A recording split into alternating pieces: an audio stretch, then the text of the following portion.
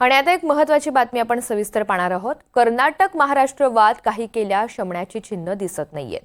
दोन्हीकडची बस सेवा ठप्प आहे, पण ज्या मुद्द्यावरून हा वाद सुरू झालेला होता त्या प्रकरणातल्या प्रमुख तक्रारदारांनी आपली तक्रार आता मागे घेतली आहे आणि त्यामुळे हे प्रकरण आता वेगळ्या वळणावर येऊन ठेपलेलं आहे। या संदर्भातला हा स्पेशल रिपोर्ट।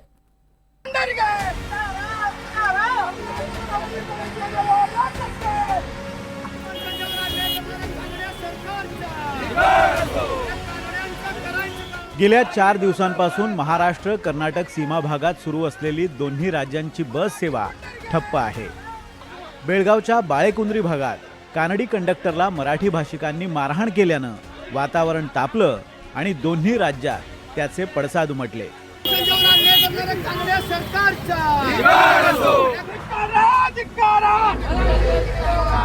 बेळगाव जवळच्या बाळेकुंद्री भागात शुक्रवारी संध्याकाळी कर्नाटक सरकारच्या परिवहन सेवेच्या एका बस कंडक्टरला मराठी भाषिकांनी मारहाण केली। कंडक्टर महादेव हुक्केरी यानं एका अल्पवयीन मुलीला तिकीट मागताना मराठीऐवजी कन्नड भाषा वापरायला सांगितलं। बसमध्ये बसलेल्या काही मराठी भाषिक प्रवाशांना या प्रकाराचा राग आला आणि त्यांनी कंडक्टरला मारहाण केली। 2 टिकट मंगाया, 2 टिकट मैंने दिया और एक टिकट किसका मैंने पूछा वो लड़की को, वो लड़की ने कहा इनको अरे कर्नाटक में वैसा नहीं चलती माँ।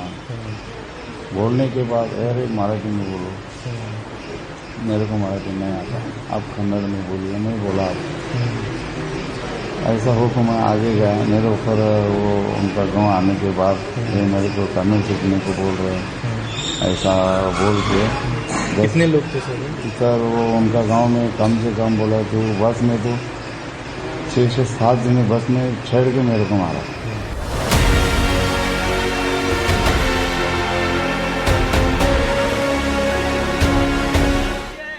या मारहाणीवरून कंडक्टर हुक्केरी यांनी प्रवाशांविरोधात तक्रार दाखल केली, तर अल्पवयीन मुलीची छेड काढल्याचा आरोप करत प्रवाशांनीही कंडक्टर विरोधात तक्रार दाखल केली आहे। ही घटना समजताच या घटनेचे पडसाद कर्नाटकमधल्या चित्रदुर्ग भागात उमटले। कर्नाटक नवनिर्माण सेना या कानडी भाषिक संघटनेच्या कार्यकर्त्यांनी महाराष्ट्र राज्य परिवहन मंडळाच्या बसवर काळं फेकून निषेध केला। महाराष्ट्रातही याचे पडसाद उमटले। नाशिक, कोल्हापूर आणि पुणे इथं कर्नाटक परिवहन मंडळाच्या बसेसना लक्ष्य करण्यात आलं।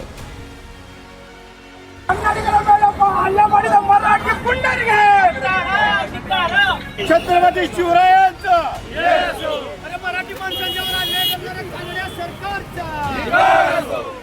शुक्रवारी प्रवाशांच्या तक्रारीवरून बाळेकुंद्रीमधील मरिहल पोलीस ठाण्यात कंडक्टर हुक्केरीवर अल्पवयीन मुलीची लैंगिक छळवणूक केल्याप्रकरणी पोक्सो अंतर्गत गुन्हा दाखल करण्यात आला।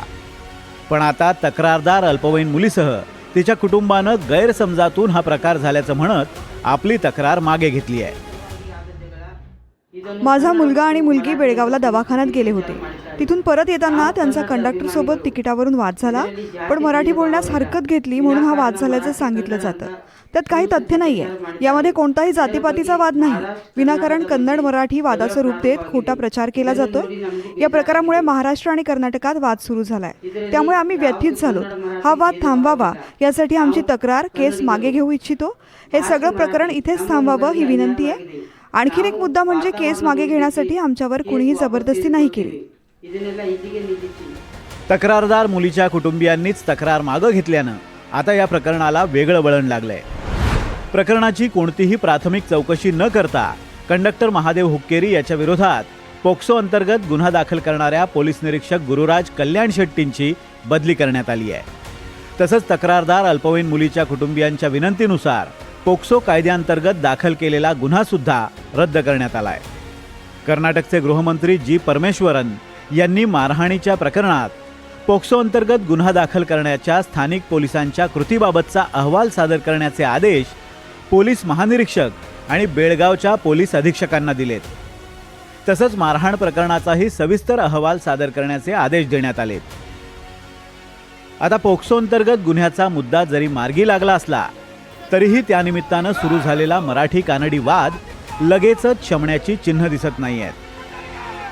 Bureau report, NDTV Marathi.